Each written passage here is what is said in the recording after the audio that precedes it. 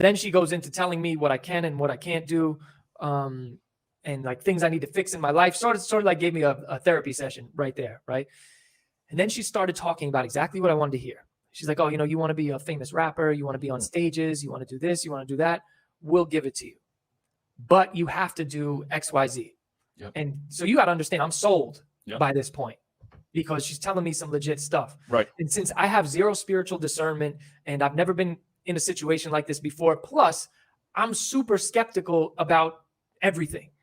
So I'm like agnostic to the whole God, devil, like I'm agnostic to that stuff, but I know something's legit here.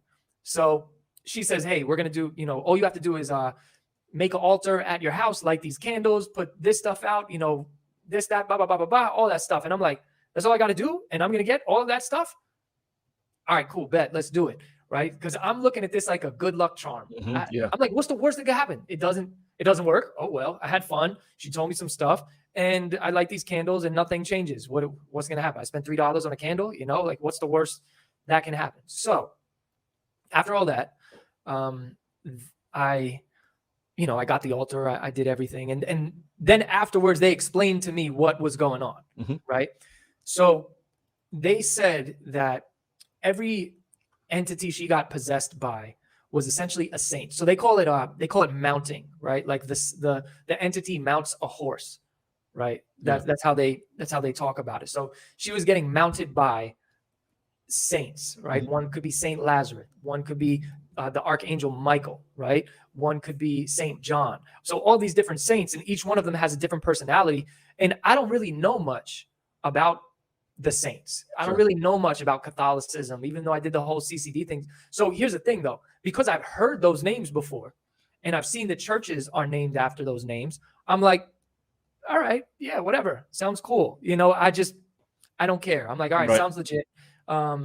Let's do whatever they say. So I lit my little candles, I did my little things, and I did notice a difference in my life. Like good things started to happen to me. This is when so this is like a 5 to 7 year stretch, right? But towards the end of that, that's kind of when things got better. When I said things were going good, like I was winning the Underground Music Awards, I was getting recognized by like Jadakiss, and I was being introduced to like all of these different. I was winning the shows that I did in New York City. I did get stabbed outside of one of them though, so chalk that one up to lighting the wrong candle. Right. But so things were going good from my subjective perspective, and so I kind of got hooked on it. I was always looking forward to the next party. We would say when the saints are coming. That's what we would call it, right? Okay. So I would always look forward to it, always wait for that call, and it was usually there was no like setup for it. It was just a like, hey, on fly type. They coming tonight, and I will drop everything. What's interesting is I was dating a girl at one of these periods, and she never wanted me to go. Right? She was an atheist, but she never wanted me to go because she was afraid that they were going to tell me something about her. Sure. Little did I know why she was so scared, but that's a whole different story.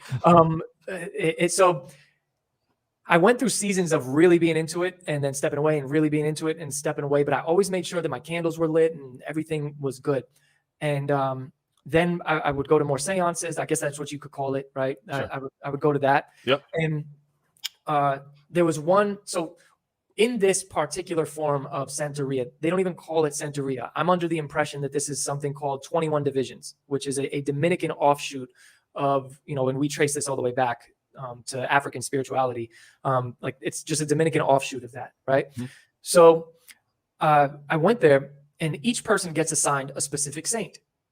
So like one of my friends will have Saint Michael, one of my friends will have Saint John, and that's their saint, kind of like a guardian angel, quote unquote. Yep.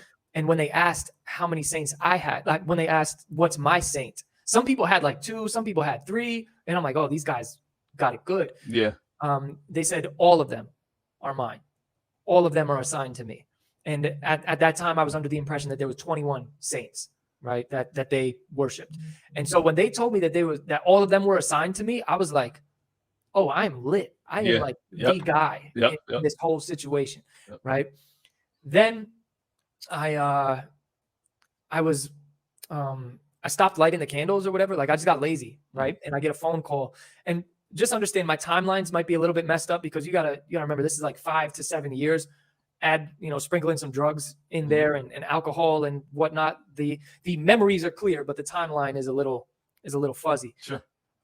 So I stopped doing the stuff just because I was getting lazy, and then I get a phone call that said, like, "Hey John, what are you doing?"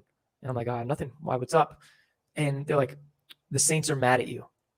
Like, what you talking about? The Saints are mad at me. Right. And this is kind of when I went, when I stopped lighting them, I was being lazy, but I was also, my skepticism set in. Sure. You're like, so I'm like, maybe all this stuff is just happening because I'm working harder. Thank you so much for watching. If you enjoyed that video, please make sure, click this link. I believe it's right here. Click that link right there, and you'll see the full interview. Thank you. Grace and peace.